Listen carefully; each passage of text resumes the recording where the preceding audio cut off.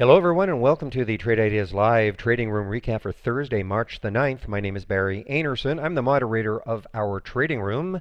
This is the address to get into the room, and let's see, open the room at about 8:45 every day. And that's Eastern Time, of course. And I get live on the mic at 9 o'clock and up to 4 p.m. Eastern Standard Time.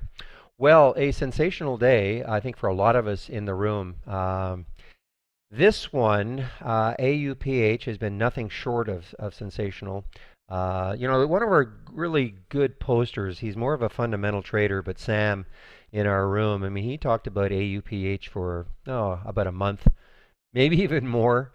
I think a lot of people might have been getting tired of it and all, but my goodness, when he was talking about it, I think it was under two, and it's $8 now.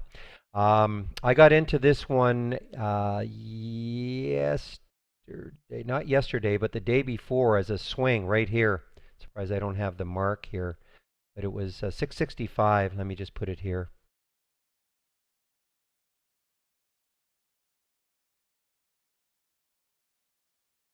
I already sold some, and I was just holding on to see if it could really get that big pop. And it did pretty well. It was holding 7. Now, I have to admit, I got extremely fortunate because didn't break it on purpose, but one of my cardinal rules is to not hold stock through earnings. And they announced earnings right here. And I had checked our source. I checked FinViz. Usually FinViz is really good. And it's funny because some people were saying, well, you should check earningswhispers.com. They gave me the link, but even that had it wrong. So this was, I don't know if we call it a surprise earnings announcement, but anyway, I got lucky because, the reverse could have happened. It could have just collapsed and it would have really ticked me off. Because if you're in the room a lot, that's what I say. I say I never, ever, ever hold over earnings or through earnings. Anyway, bottom line, I did sell some in the pre-market actually. Actually wondering, okay, once the fact that maybe this has taken other people by surprise too. I don't even know what the earnings were, but I did sell some at 736. But now I'm still in this, and so I was actually maybe hoping to get to the 856 to get a couple of dollars out of this. But as long as it holds 8, I'm still in. Let's see what else. CRCM, which I'm just out now. A little bit of a disappointment. I was hoping it would keep popping over 11. If you're in the room, one of the alerts that I've created, very, very simple, called the Gap Alerts window, and created it maybe about a week ago, and I've been monitoring it. And man, are we ever getting some incredible alerts right off the bat within the first 15 minutes. Really, and what it's looking for are stocks that on the opening print have gapped up at least 4% from the close of yesterday and are up at least 50 cents from the close. This, you can see this just snuck in here.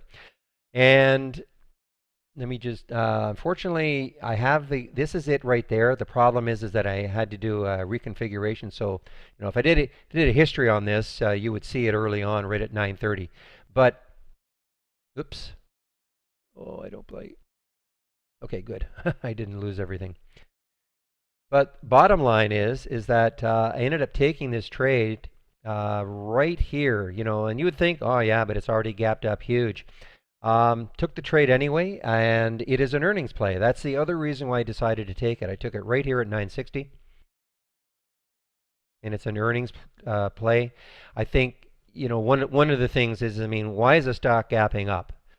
Usually it has to have some news, and a lot of times it is earnings. So I'm actually pretty excited once we get right back into the middle of earnings season to see what this one is doing, but what this window is doing.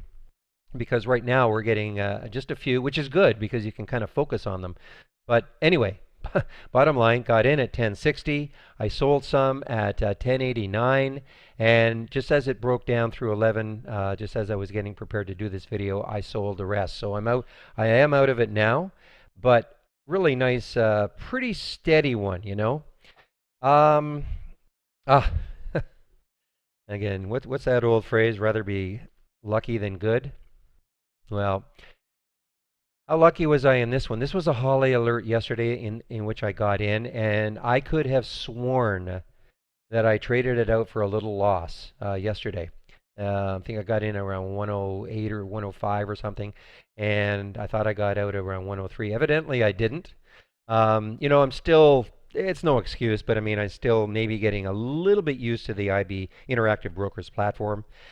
Bottom line is, and I was watching this in the after hours. Dan and Brad were doing their Q&A webinar, and I was watching this saying, wow, I wish I had held, et cetera, et cetera. Well, guess what? I actually did hold. Didn't realize it, and got out some at 154, and it is from about 105. So just a great, great trade.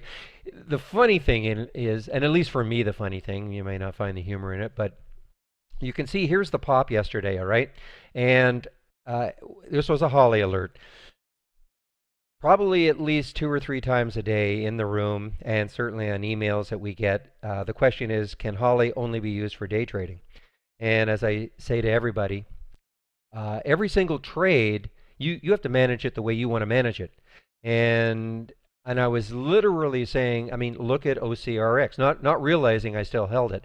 Look at OCRX. This is the Holly trade from yesterday.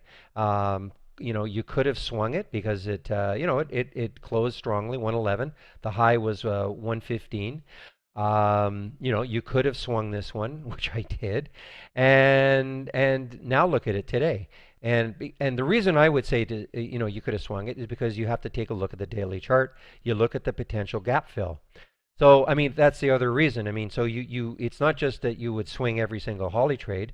The way I look at things on swinging anything, regardless of whether it's a Holly trade or not, is just to look to see how close to the high of the day did it close, and then take a look on the daily or the weekly chart. How much of a potential gap fill is there, void fill? And this one obviously was the one. So that one worked. Now Kerr. Dan was talking about Kerr way back here. This is part of his, and Holly alerted Kerr right at $5. Look what it did. And I got into this one. It was, this was actually one of those ones where I actually could not call it. I mean, I called the Holly, when I say called it, I alerted the room that Holly was looking at this one. It was right at 5. And I was sort of mulling it over. Did I want to take the trade or not? And I was getting in, and then it just popped. I mean, it just soared up here. I mean, again, we're talking about percentage gains. I mean, if you go to the Q&A webinar, and I know Dan can get maybe a little heavy-handed at times. We're not trying to force anybody into only taking trades like this. But I mean, when you look at the percentage gains as opposed to trying to, scalp a Facebook or a Google or an Amazon, if you can do it and you can make money, fantastic. But I personally am more interested in getting the ones that have those percentage gains and in a fairly quick period of time. Anyway, again, you take a look at the daily on this, and you can see again why you've still got room on this one. So this one might be one I swing, depending on where it closes today. What else? MXPT did not work out for me. But I will take a look at the daily on it. You can see that this has a lot of room. This was not a Holly trade. It came from my Alpha Predator, and I got into the trade at 563. Let me get to a 15-minute. I think the alert was at 567 actually, and I got into the trade. Yeah, it pulled back down a little bit. I got into the trade right here at 563. It had the little pop, and I'm going, but I just resisted. It is an earnings play, so I thought, okay, we've got that gap. We've got the fact that this is an earnings play. Maybe it would have some good continuation. Bottom line is it didn't, so I took a loss on this one. I got out at 552, took a 9-cent loss. And let's see, eBio. This is another Holly alert right here at 205. I got in at 208. Was popping, and then now it's just really done nothing. I'm still in the trade, but barely hanging on to it, only because it's really not doing anything. Again, I think if you look at the daily chart, you do see it has this, not as dramatic a gap as the other ones, but still on a percentage basis. If it could get into the 230s from 208, that still would be a nice percentage gain. What was the one? CMTL. This was another one that I just missed. And this is coming from the gap alerts. And if you want the gap alerts, you want this one, you can just fire me an email at the info at trade-ideas.com. Again, this came at 9:30. Take a look at this one to the 15-minute chart. Triggered right on the open at 9:30, and it pulled. I'm sorry. Right there is this pink area. That's the pre-market. See how it gapped, and the alert was actually right at 13, and it pulled back just a little bit. This is a 15-minute. Maybe if I get to a 5, you can see it a little bit better. Yes, you see how it got the alert right here at 13, right there, and it pulled back a little bit. And I was saying, wow, I really want to watch this. It is an earnings play, I believe. Let me just get it out here.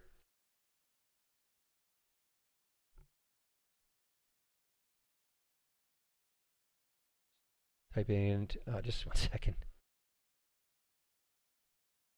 Yes, it's an earnings play. Had earnings after hours yesterday. So again, how I'm trying to play these gappers is, okay, is there a reason for its gap? I mean, there usually has to be some reason, and a lot of times it is earnings. Anyway, with the earnings play, so I watched it pull back, and then I was going to get in at just over 13. I was just typing in my order, and look what happened. I mean, this happens. Remember, this is now a 5-minute candle. This went from 13, and then all the way up to 14.37. So over $1 in less than probably 3 minutes. I mean, so just fantastic. So I'm really starting to pay way more attention to that gap alert window that I put together. All right, that is about it. It's truly an exciting day, and I want to get back into the room, see if there's any other action happening.